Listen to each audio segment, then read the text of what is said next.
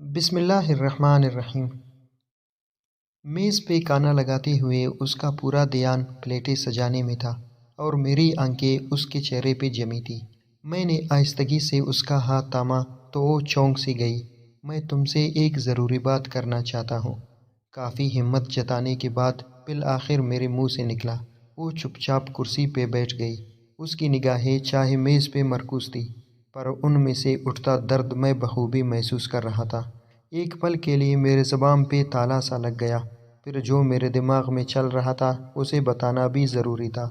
میں تمہیں طلاق دینا چاہتا ہوں۔ میری آنکھیں جھک گئی۔ میری امید کے برعکس اس نے کسی قسم کی حیرانی یا پریشانی کا اظہار نہ کیا، بس نرم لہجے میں اتنا پوچھا، کیوں؟ میں نے اس کا سوال نظر انداز کیا۔ اسے میرا یہ رویہ گراں گزرا۔ ہاتھ میں پکڑا چمچ فرش پہ پھینک کے وہ چلانے لگی اور ایک کہہ کے وہاں سے اٹھ گئی کہ تم مرد نہیں ہو۔ رات بھر ہم دونوں نے ایک دوسرے سے بات نہیں کی۔ وہ روتی رہی۔ میں جانتا تھا کہ اس کے لیے یہ جاننا ضروری ہے کہ آخر ہماری شادی کو ہوا کیا ہے۔ میرے پاس اسے دینے کے لیے کوئی تسلی بخش جواب نہیں تھا۔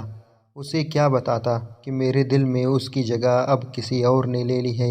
اب اس کے لیے میرے پاس محبت باقی نہیں رہی۔ مجھے اس پہ ترس تو بہت آ رہا تھا اور ایک پچھتاوا بھی تھا، پر اب میں جو فیصلہ کر چکا تھا اس پہ ڈٹے رہنا ضروری تھا۔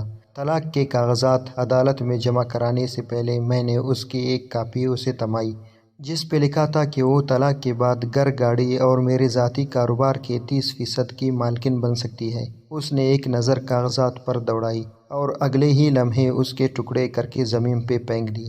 جس عورت کے ساتھ میں نے اپنی زندگی کے 10 سال بتائے تھے، وہ ایک پل میں اجنبی ہو گئی۔ مجھے افسوس تھا کہ اس نے اپنی انمول جذبات اور قیمتی لمحے مجھ پہ ضائع کیے، پر میں بھی کیا کرتا؟ میرے دل میں کوئی اور اس حد تک گھر کر چکا تھا کہ اسے کھونے کا تصور ہی میرے لیے ناممکن تھا۔ بالآخر وہ ٹوٹ کے بکھری اور میرے سامنے ریزہ ریزہ ہو گئی۔ اس کی آنکھوں میں آنسوؤں کا سمندر امڑ آیا تھا۔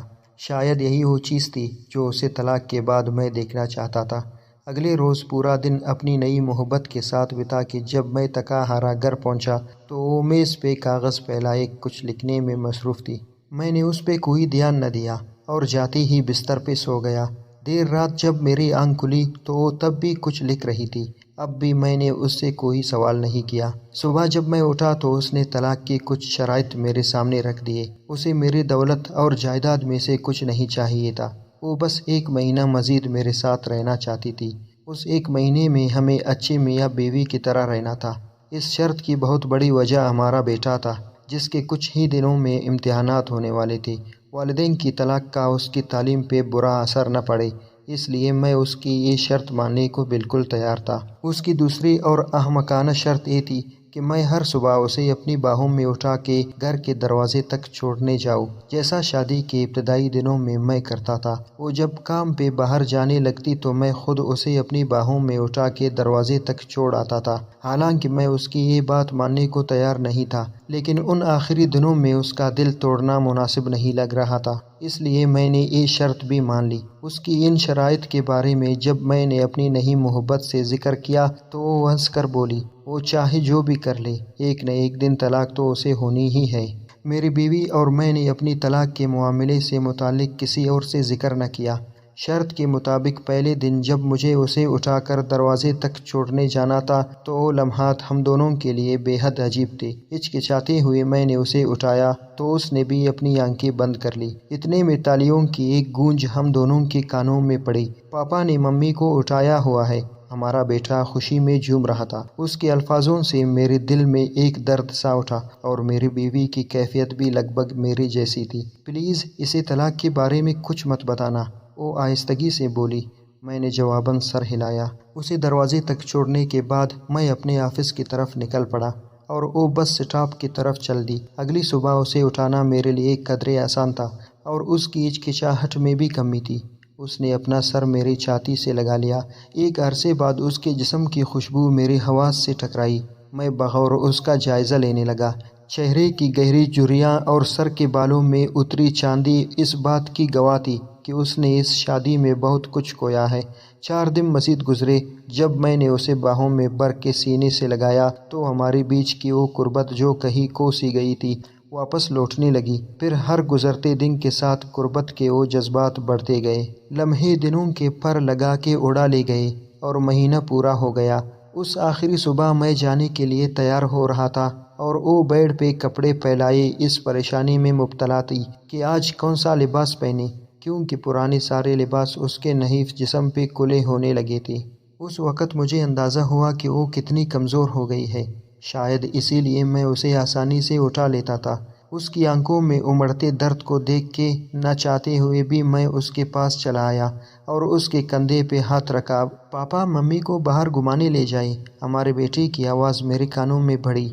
اس کے خیال میں اس پل یہ ضروری تھا کہ میں کسی طرح اس کی ماں کا دل بہلاؤں۔ میری بیوی بیٹے کی طرف مڑی اور اسے سینے سے لگا لیا۔ یہ لمحہ مجھے کمزور نہ کر دے، یہ سوچ کے میں نے اپنا رخ موڑ لیا۔ آخری بار میں نے اسے اپنی باہوں میں اٹھایا، اس نے بھی اپنے بازو میرے گردن کے گرد حائل کر دیے۔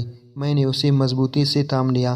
میری آنکھوں کے سامنے شادی کا وہ دن گردش کرنے لگا جب پہلی بار میں اسے ایسے ہی اٹھا کے اپنے گھر لایا تھا اور وعدہ کیا تھا کہ مرتے دم تک ایسے ہی ہر روز اسے اپنے سینے سے لگا کے رکھوں گا۔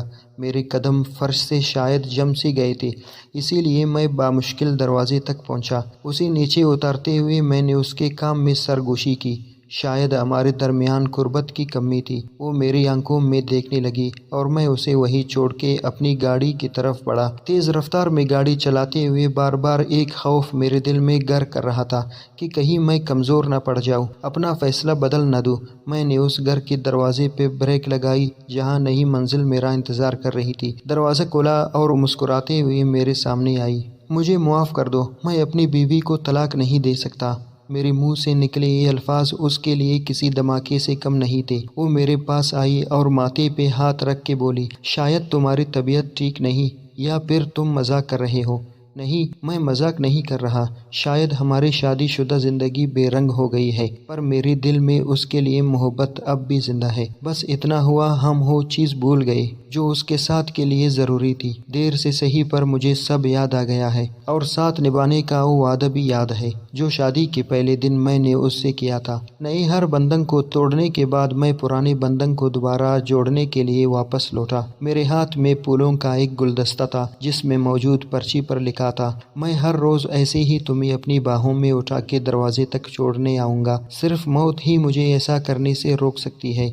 میں اپنے گھر میں داخل ہوا اور دوڑتے ہوئے سیڑھیاں چڑھنے لگا۔ میرے پاس اپنی بیوی کو دینے کے لیے زندگی کا سب سے بڑا تحفہ تھا۔ میں جب اس سے چند لمحوں کی دوری پہ تھا تبھی زندگی کی ڈور اس کے ہاتھوں سے سرک گئی۔ کئی مہینوں تک کینسر کی بیماری سے لڑتے لڑتے وہ ہار چکی تھی۔ نہ اس نے کبھی اپنی تکلیف کا مجھ سے ذکر کیا اور نہ ہی مصروف زندگی نے مجھے اس سے پوچھنے کا موقع دیا۔ جب اسے میری سب سے زیادہ ضرورت تھی تب میں کسی اور کے دل میں اپنے لیے محبت کھوج رہا تھا۔ وہ جانتی تھی کہ اس کے پاس زیادہ وقت نہیں ہے، کہیں ایسا نہ ہو کہ اس کی موت سے قبل طلاق کا اثر ہمارے بیٹے کے دل میں میرے لیے نفرت کا بیج بو دے۔